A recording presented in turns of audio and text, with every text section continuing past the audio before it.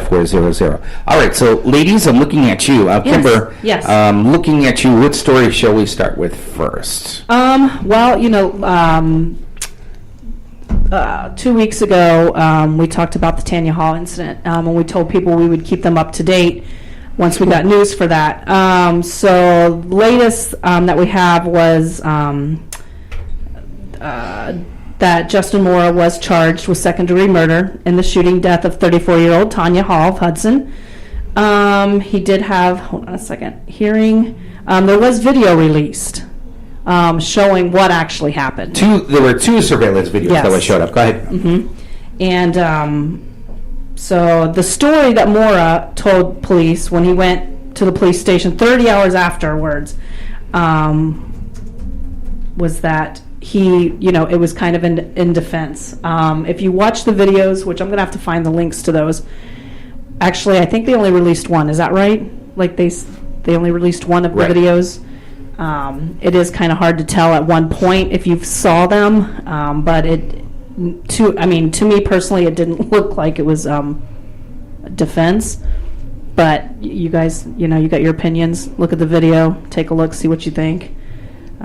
So he is being held without bond. I think I'm trying to find when the sentence hearing is going to be. Hold on. Yeah, I don't know anything about this, but the last actually, we didn't mention this. He appeared in Superior Court, which was on Tuesday, March 12th. The purpose of the hearing was to have the state of the Attorney General's office make a case for him to be held without bail. Then after that, the following items were presented in court that day about factual things, which was one of the things was that surveillance video. The interaction between Jeremy Winslow and Justin Mora occurred inside Club Manch Vegas approximately 11:20.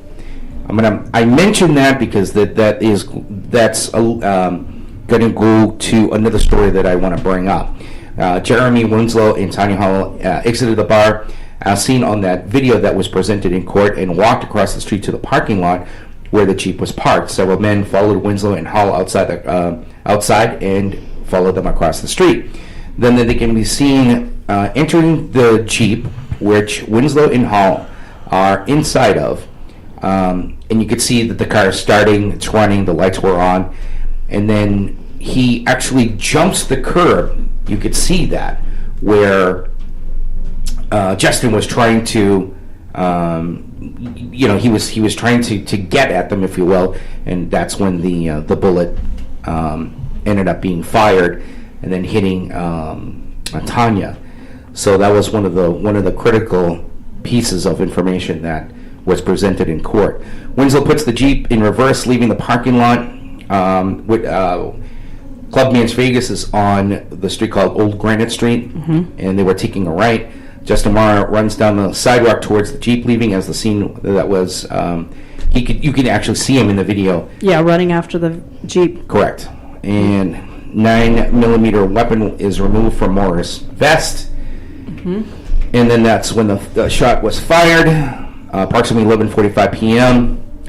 The Manchester Fire Department and the ambulance responders were called to the scene for the shooting victim, and then Tanya Hall was pronounced deceased at the scene and was not transported. Now, Mora, correct me if I'm wrong, in Mora's statement, he said that he slipped on ice. Now, in that video, did you guys see him slipping on ice? No, I don't. To me, it didn't seem like he slipped on ice. No. It was one of the things that he was facing the Jeep.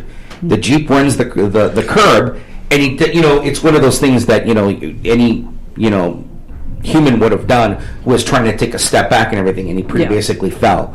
So Mora's story says he told police that he went into fight or flight mode after Winslow struck him with his Jeep SUV in a parking lot, which threw him to the ground.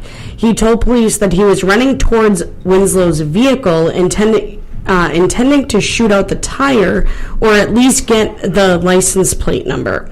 He told police the Jeep veered towards him, he slipped on ice, and his hands shut up, and the 9mm gun accidentally went off. You could see that he falls, but from the video that I saw, I don't think there was ice there. I could be wrong. I mean, I'll look at the video again, but it was one of those things that when the Jeep, runs up to the curb where he's standing, he kind of stumbles backwards.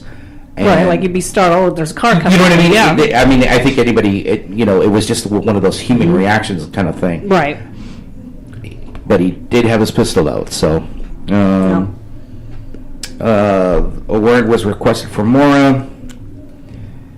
After that, and Mora explains to the police what happened and describes detail outlining the video surveillance and the evidence that was gathered. A warrant is requested for Mora, and he was taken into custody and charged accordingly. So that's the latest right there. Yep. So, okay.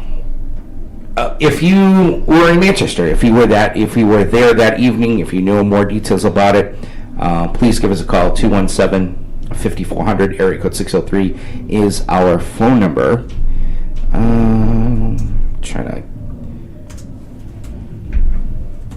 Looking at some other things. Did you have another story, Kim? Well, there's this other things there's this other side of the story, if you will, that has expanded in the city of Manchester.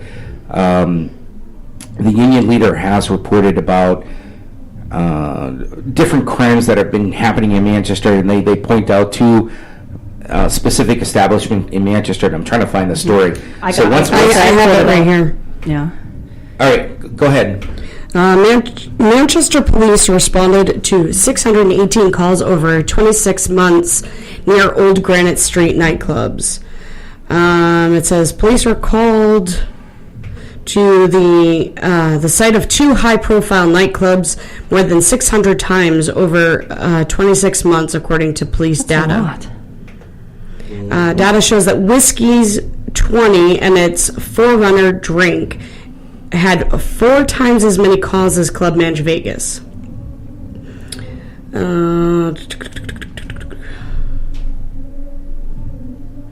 Management of both clubs said many of the calls reflected things that had little or nothing to do with their clubs, such as automobile accidents, motor vehicle stops, and alarm activations.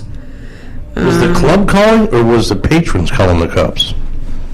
It's calls in general. So anybody in the area that's calling about something,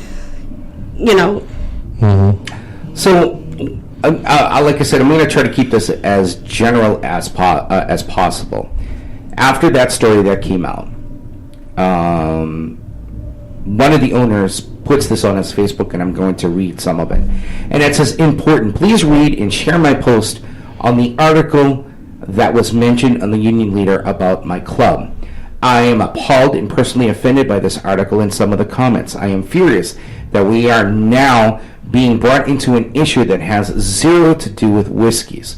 Here are some facts to present on behalf of not only Whiskies, but other local businesses and statistics here in our great city of Manchester.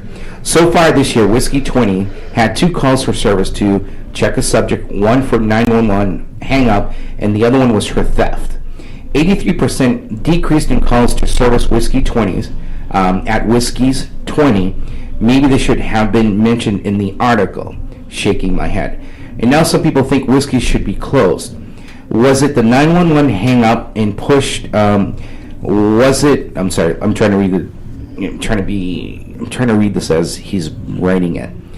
How about applauding Whiskies for the great work they are doing? Whiskies contributed over $135,000 in taxes in 2018 alone, and has been in business for 3.5 years. That's approximately $470,000 in taxes since Whiskies opened in 2015. If Whiskies and other businesses didn't pay so much in taxes, the tax burden of these taxes would be on you, the residents. Manchester needs businesses to contribute towards the tax base, so the comment that Whiskies is some kind of tax burden is simply untrue. Whiskies has paid over $250,000 in salaries in just 2018 alone. What kind of businesses does Manchester attract? Known as the Heritage capital of the world, No big business is coming here anytime soon. So I can assure you. Sorry. So I can assure you that maybe some of the support of local businesses would go in a long way. Whiskey's is locally owned for lifelong residents of Manchester, one of which happens to be, okay, I don't want to. Okay, well, to get their facts straight, he's supposedly the owner. Is that who just wrote? Okay, so the owner can't even get his shit straight because according to the PDF that was sent from the police department itself, they have gotten 10 calls this year. And that was just up to date. That wasn't even, one was an accident, 2 were to check subjects, a hang up 911 call, a theft, 3 calls for business checks, a motor vehicle stop, and a special attentions. Okay, all right. Here's And that was just till March 10th. So he goes on and he comes up with this big, he comes up and obviously he's stating his fact. The one thing that really bugs me is that he says, I'm giving everybody what they want. It says Whiskey's is a restaurant in a top 40 venue. It's a top 40 because you and everyone else likes it. Otherwise, it wouldn't be known for top 40. Whiskey's has a huge financial investment into the city of Manchester and a lot of skin in the game. Okay. Couple of things. We also know that when it comes to the press likes to exaggerate certain things. There's a lot of fact-checking that needs to be reported. So in relative to that, I think union leader has to have the responsibility to making sure that the facts are in check. Now, Whiskey's has been in business for 3.5 years. You've been at McGarvey's longer than I have, and wasn't Whiskey's a different name 3.5 years ago? Yes, it was Drink. It was called Drink. Does everybody remember Drink? Mm-hmm. Does everybody remember why Drink closed? Mm-hmm. Okay. How long was Drink in business? No clue. Okay. It was probably another 3.5. No, before I start mentioning years or anything like this. Now, Drink. The reason, well, that situation that you're talking about happened in May of 2015.